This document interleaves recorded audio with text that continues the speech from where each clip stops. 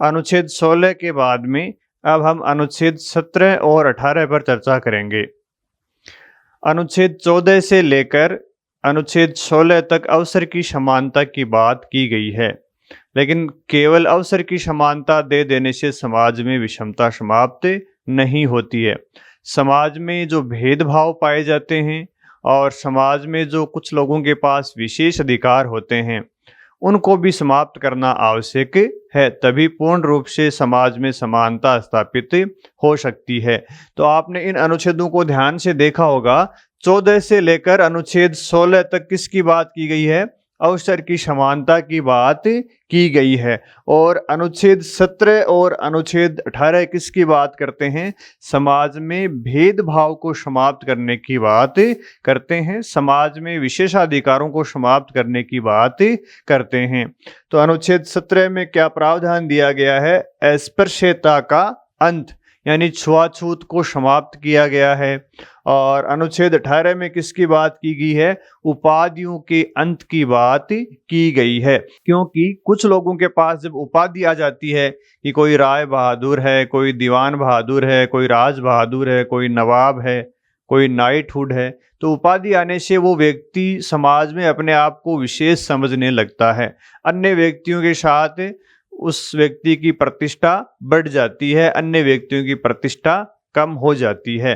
तो इन चीजों को भी समाप्त करने की बात हमारे मूल अधिकारों में की गई है। आप जानते हो हमारे भारत देश में जातियों के आधार पर भेदभाव पाया जाता है। हमारे देश में कुछ लोगों को जन्म से ही निम्न समझा जाता है, और जातियों की जो व्यवस्था है उसमें कुछ लोग जाति के शीर्ष पर होते हैं, कुछ लोग जाति की संरचना में निम्न पर होते हैं।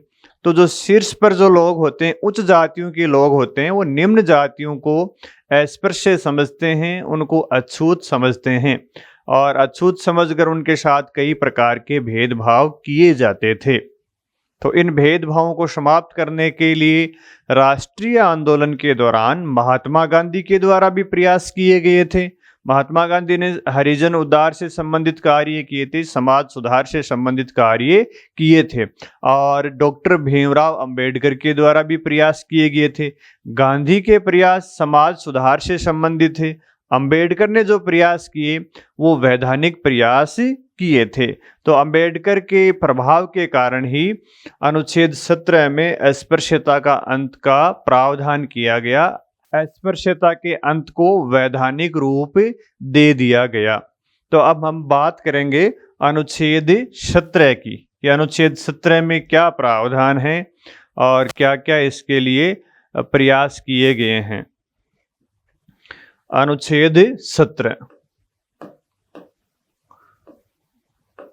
अनुच्छेद 17 में देखो क्या प्रावधान किए गए हैं। अनुच्छेद 17 में कहा गया है कि अस्पृश्यता का अंत किया जाता है, अस्पृश्यता का अंत किया जाता है, अस्पृश्यता या छुआछूत को प्रतिबंधित किया जाता है।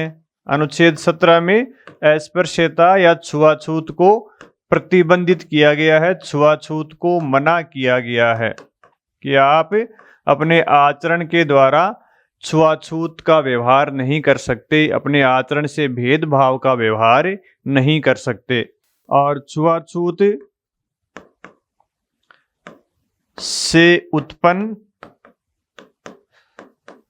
सभी प्रकार के भेदभाव को निषिद्ध किया गया है। छुआछूत के आचरण से कोई भी भेदभाव उत्पन्न होता है, उस भेदभाव को भी प्रतिबंधित किया गया है। कहने का मतलब ये है कि छुआछूत को प्रतिबंधित किया गया है, अस्पृश्यता को समाप्त कर दिया गया है।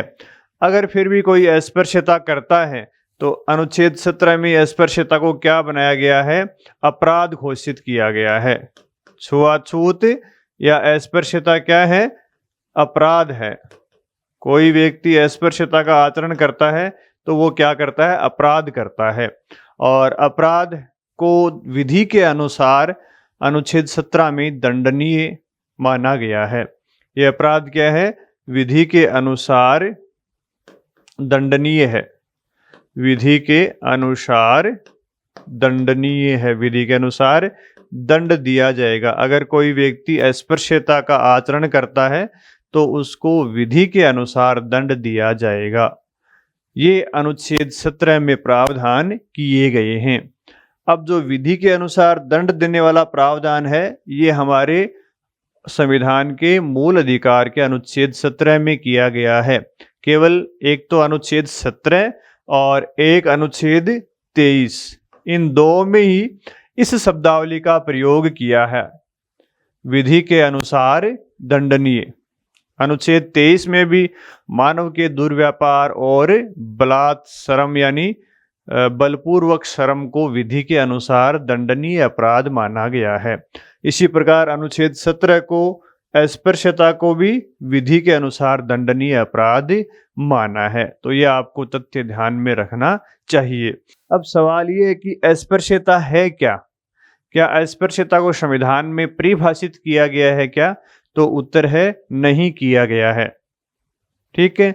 अब दूसरा सवाल ये कि जो विधि है, क्या सरकार ने अस्पृश्यता के लिए दंड देने के लिए किसी विधि का निर्माण किया है क्या?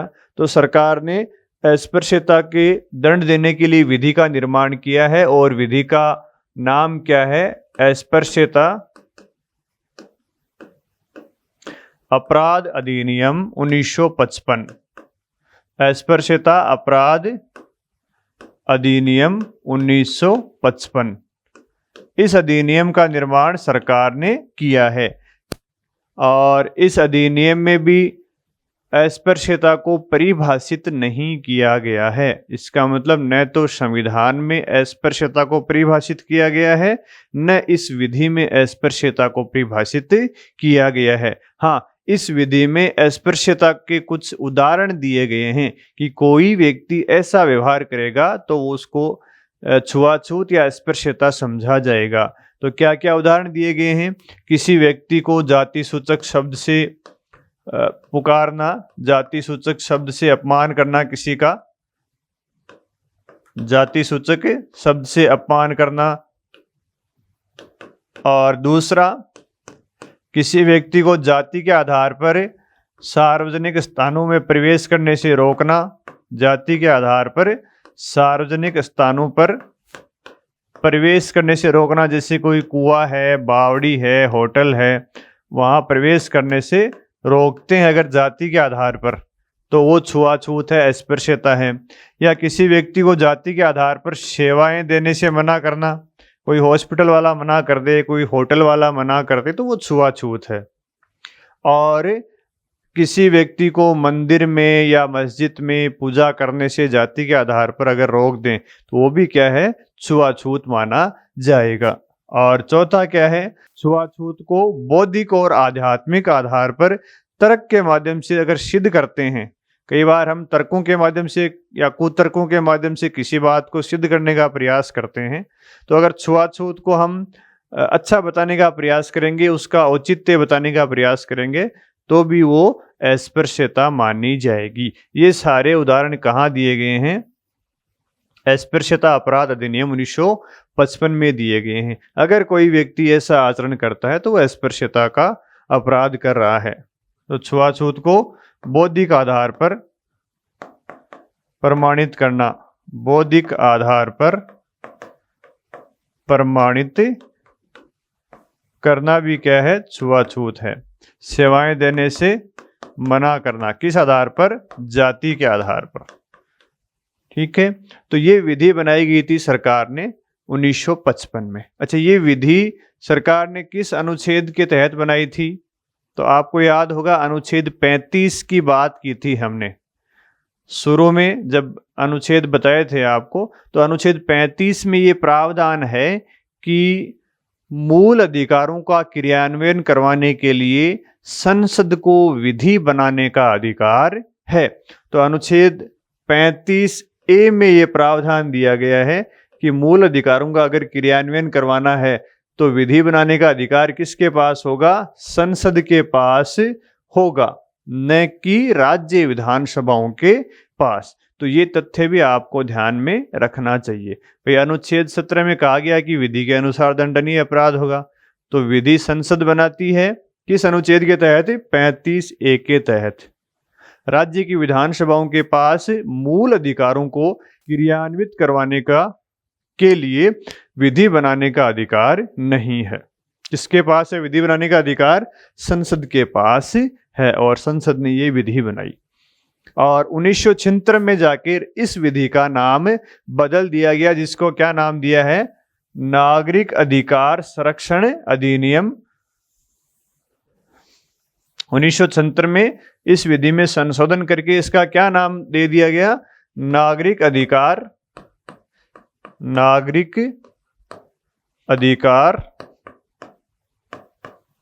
संरक्षण अधिनियम।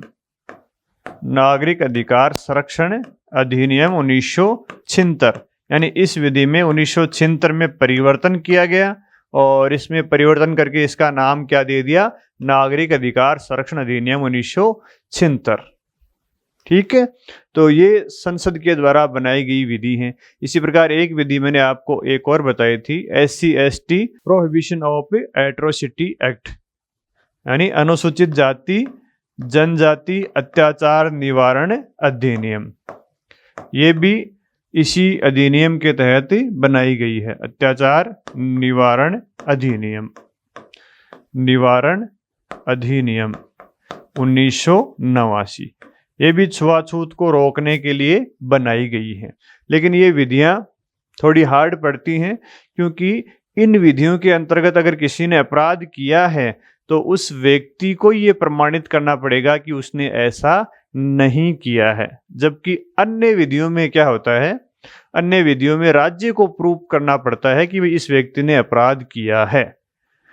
इन विधियों में क्या होता है? जिस व्यक्ति पर आरोप है उस व्यक्ति को यह प्रमाणित करना पड़ेगा कि भाई मैंने छुआछूत नहीं किया। तो इस प्रकार ये विधियां बनाई गई हैं अनुच्छेद 17 के तहत। अब देखिए कुछ विशेषताएं और देखते हैं अनुच्छेद 17 की। अनुच्छेद 17 का जो मूल अधिकार है वो निरपेक्ष मूल अधिकार है। अनुच्छेद 17 का मूल अधिकार क्या है? निरपेक्ष मूल अधिकार है। यानी अनुच्छेद 17 के मूल अधिकार पर किसी प्रकार का प्रतिबंध नहीं है। इसलिए ये मूल अधिकार क्या है? निरपेक्ष बोल सकते हैं या इसको असीमित बोल सकते हैं। निरपेक्ष या असीमित होने का मतलब है इस अधिकार पर कोई प्रतिबंध नहीं है, यानी हम किसी भी हालत में छुआछूत नहीं कर सकते। और आप जानते हो ज्यादातर मूल अधिकार राज्य के विरुद्ध प्राप्त होते हैं।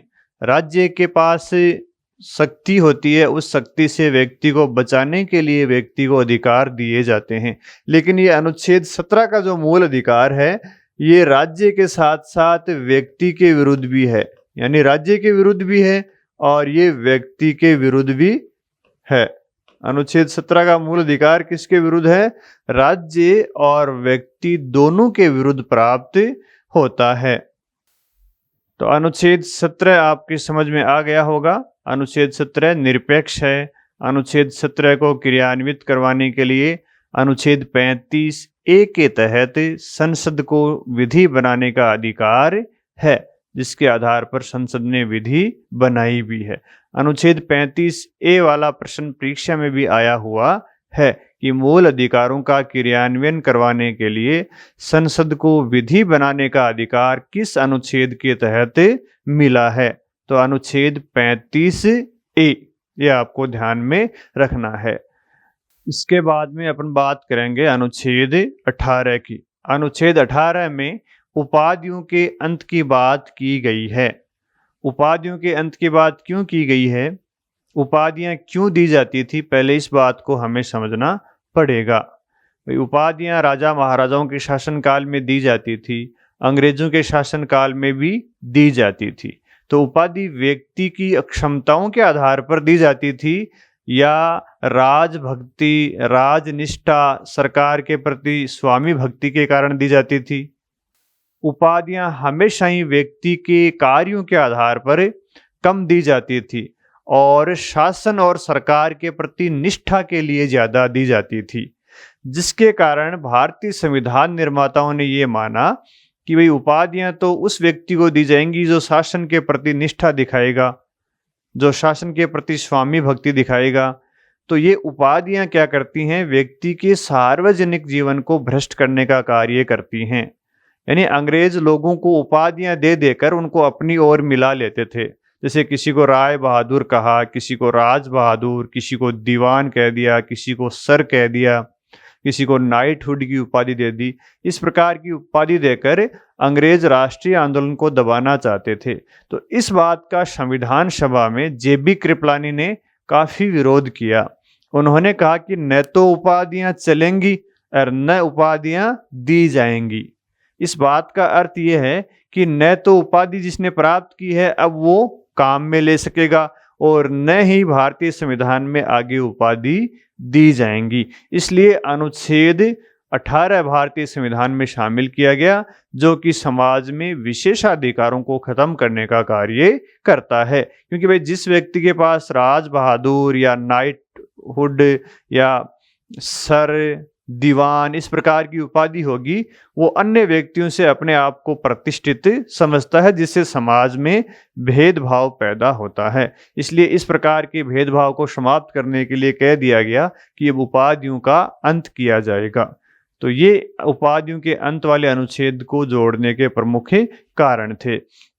अब हम देखेंगे अनुच्छेद 18 में क्या क्या प्रावधान किए गए हैं। अनुच्छेद 18(1) में ये प्रावधान किया गया है कि राज्य के द्वारा उपाधियां नहीं दी जाएंगी।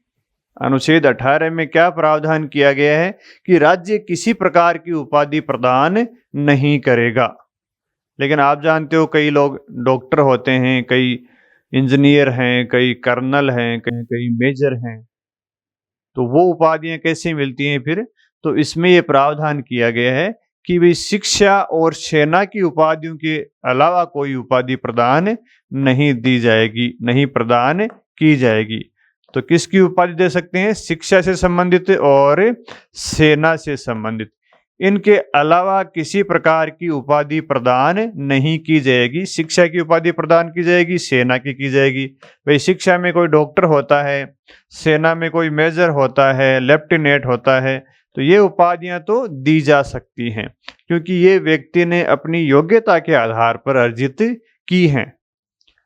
और सरकार के द्वारा किसी को दीवान, राज बहादुर, महाराज, महाराजाधिराज इस प्रकार की उपाधि नहीं दी जाएंगी क्योंकि वो उपाधियां कर्म के आधार पर नहीं दी जाती हैं।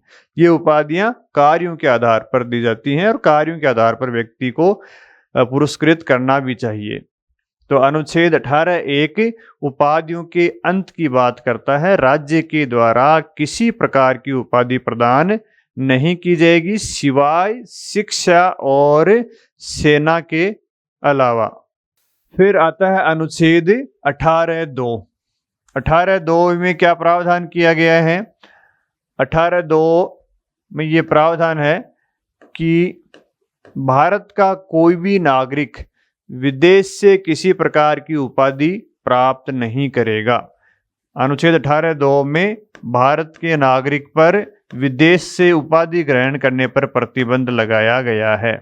भाई न तो उपाधि राज्य प्रदान करेगा यानी भारत प्रदान करेगा और न ही उपाधि विदेशी राज्य से कोई प्राप्त कर सकता। भाई कई बार कई जुगाड़ू लोग होते हैं, दूसरे छोटे मोटे देशों से पैसे देकर उपाधि ले लेते हैं। भारत में ऐसे कई खिलाड़ी हैं, तो इसलिए उनको भी रोका गया है कि कोई व्यक्ति जो भारत का नागरिक है विदेशों से भी उपाधि प्राप्त नहीं करेगा। न तो भारत से उपाधि प्राप्त करेगा, न विदेशों से प्राप्त करेगा। भारत से करेगा तो केवल 2 उपाधि शिक्षा और सेना की उपाधि प्राप्त करेगा। ये दूसरा अनुच्छेद है, यानी ये प्रतिबंध किस पर लगाता है? भारतीय नागरिक पर। क्या प्रतिबंध लगाता है? विदेशी राज्य से उपाधि प्राप्त करने पर। ठीक है, अनुच्छेद 18(3) की बात करते हैं। अब यह अनुच्छेद 18(2) है, ये अनुच्छेद 18(1) है, ये अनुच्छेद 18(3) है और ये 18(4) है। तो 18(3) में क्या प्रावधान किया गया है? 18(3) में ये कहा गया है कि कोई व्यक्ति जो भारत का नागरिक नहीं है, कोई व्यक्ति जो भारत का नागरिक नहीं है, नागरिक नहीं है और वो भारत में राज्य के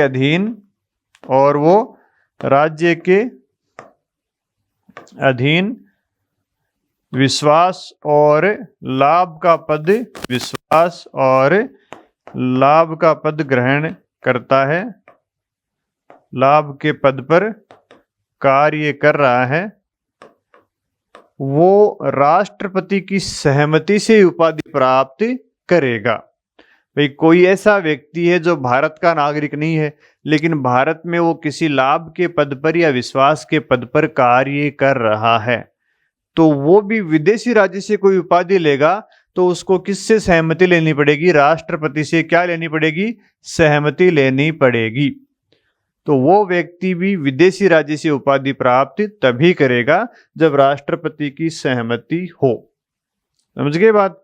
कोई ऐसा व्यक्ति जो भारत का नागरिक नहीं है, भारत के नागरिक की बात तो यहाँ की गई है, भारत के नागरिक की बात तो यहाँ की गई है, भारत का नागरिक तो विदेशी राज्य से उपाधि ले ही नहीं सकता।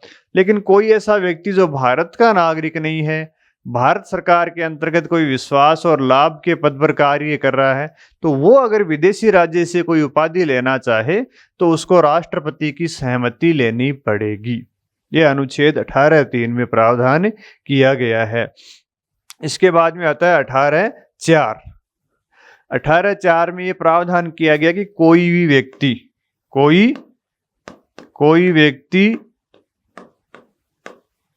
जो राज्य के अंतर्गत लाभ के पद पर कार्यरत है, राज्य के अंतर्गत लाभ के पद पर कार्यरत है, वो विदेशी राज्य से कोई भी भेंट, उपलब्धि एवं पद राष्ट्रपति की सहमति से ही प्राप्त करेगा।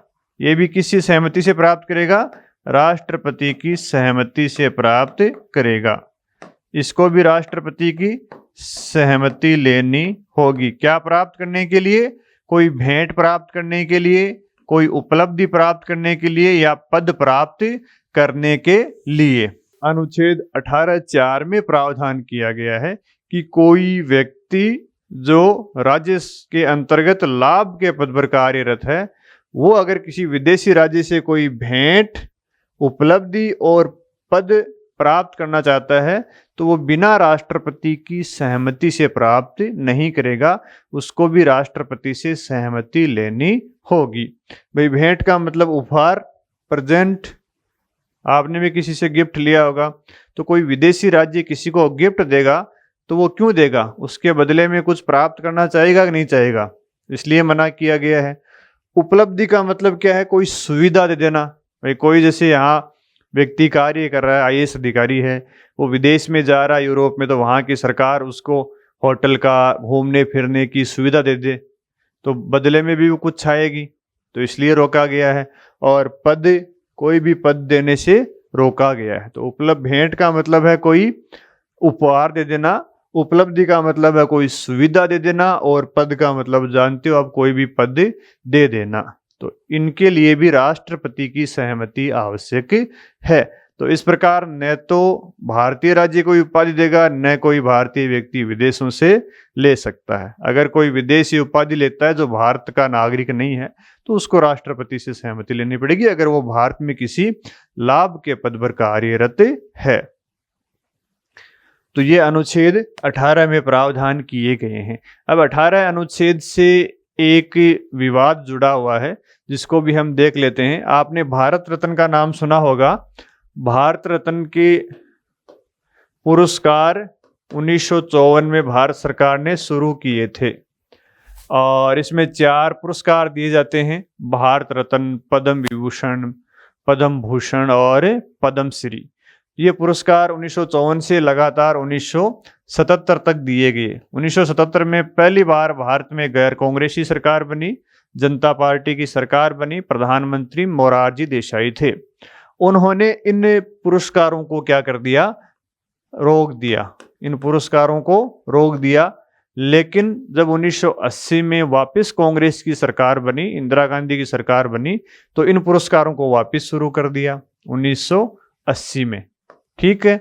अब जब वापस शुरू किया तो कई लोग सुप्रीम कोर्ट में चले गए कि ये जो पुरस्कार है ये समाज में भेदभाव फैलाते हैं।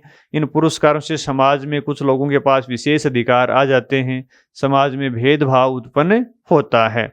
इस बात को लेकर सुप्रीम कोर्ट में याचिका दर्ज कर दी गई और सुप्रीम कोर्ट में जो केस सुना गया वो बालाजी राघवनवाद के नाम से सुना गया 1996 में। सुप्रीम कोर्ट ने 1996 में अपना डिसीजन दिया। उन्होंने कहा कि भाई ये भारत रत्न और पद्म विभूषण, पद्म श्री ये क्या हैं? ये पुरस्कार हैं, उपाधियां नहीं हैं, और पुरस्कार और उपाधि में अंतर होता है। इसलिए ये जो पुरस्कार सरकार के द्वारा दिए जा रहे हैं वो क्या हैं? वैध हैं।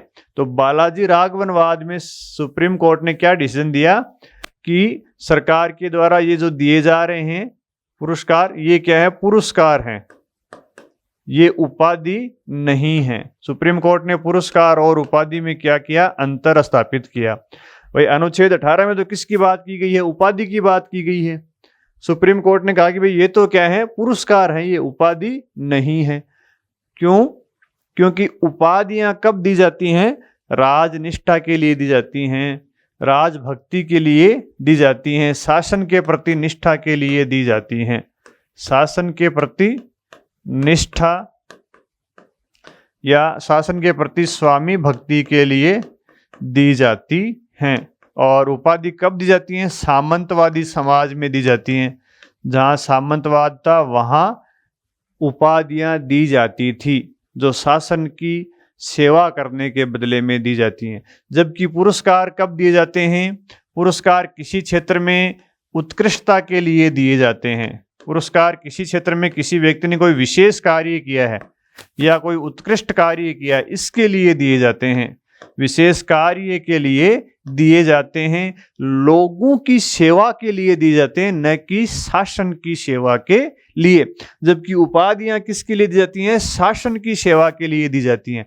पुरस्कार किसके लिए दिए जाते हैं? लोगों की सेवा के लिए, लोगों की सेवा के लिए। और पुरस्कार लोकतांत्रिक समाज में दिए जाते हैं। पुरस्कार कौन से समाज में देते हैं? लोकतांत्रिक समाज में। उपाधि कहाँ दी जाती है? सामंतवादी समाज में। तो पुरस्कार इसलिए दिए जाते हैं ताकि अन्य व्यक्तियों को भी उत्कृष्ट कार्य करने के लिए प्रेरणा मिल सके। इसलिए भारत रत्न, पद्म भूषण, पद्म श्री ये सारे पुरस्कार क्या हैं? इस वाद में सुप्रीम कोर्ट ने कहा कि भाई ये वैध हैं, इनको आप दे सकते हो। लेकिन सुप्रीम कोर्ट ने ये जरूर कहा था कि इन पुरस्कारों को आप अपने नाम के आगे प्रयोग नहीं कर सकते। जैसे किसी व्यक्ति को भारत रत्न मिला है तो वो ऐसे नहीं लिख सकता अपना नाम कि भारत रत्न फलाना सिंह, भारत रत्न फलाना सिंह ऐसे नाम नहीं लिख सकता। ये सुप्रीम कोर्ट ने कहा था। तो ये मामला उपाधियों के अंश से संबंधित बालाजी राघवन का वाद जुड़ा हुआ है।